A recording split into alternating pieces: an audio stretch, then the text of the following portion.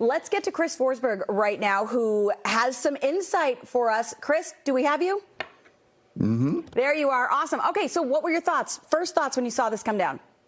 Yeah, so it's interesting. There's been a lot of, you hear prospective bidders. I think all of us were running to Google, especially today. I would love to see the Bill Chisholm search data going up. I think one of the things you find out pretty quickly is that he is a Celtics fan. He has Massachusetts roots, New England roots with going to Dartmouth College. And when you hear things like that, he has an encyclopedic knowledge of the Celtics. I think that's an exciting starting point.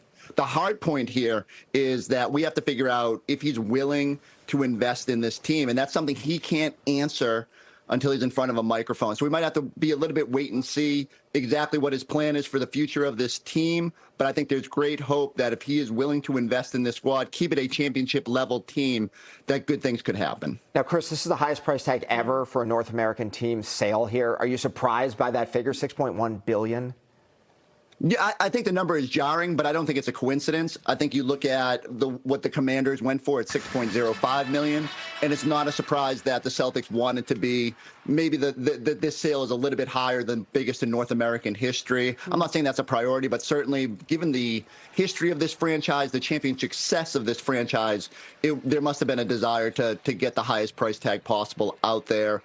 And let's face it, it's so rare that a franchise with this sort of history comes on the market and is in a position where it's chasing a championship right now. So a buyer, like in this situation, comes in, and not only are you buying the history, but you might add to that this year, and you're going to be a part of that. So that has to be exciting for a group to come from the outside. Again, the long-term financials are the real interesting part of this, but I do think that the price tag didn't surprise me. The only I will say this: the Phoenix Suns, I believe, sold for $4 billion like just over a year ago, and so it shows just how valuable this franchise is. Okay, so Chris, I have to ask. You mentioned the long-term financials. The sentiment in the newsroom. Everybody cringed a little bit, right? When we hear the word private equity with a team we love, we know that private equity is about the dollars and cents.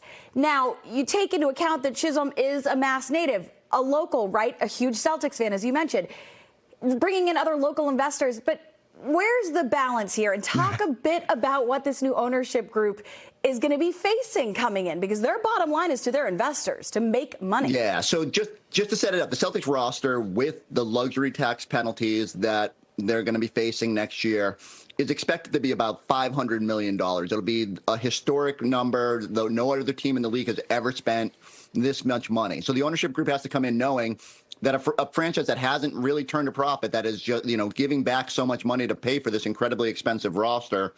Not only are you paying $6.1 billion to get in the door, but now you're going to pay $500 million in year one for your roster. I know it sounds daunting. I will say this.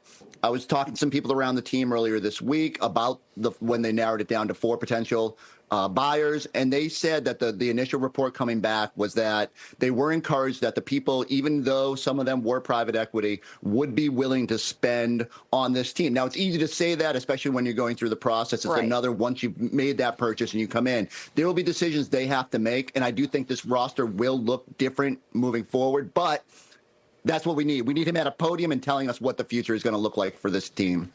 All right, Chris Forsberg, nobody better to talk about this than you, and we appreciate it. We'll be talking about this in the days and weeks to come, I bet. Love that we go to him for the hardwood, not just on the floor, but behind him on the wall. Chris, thank you, my friend. Great to see you.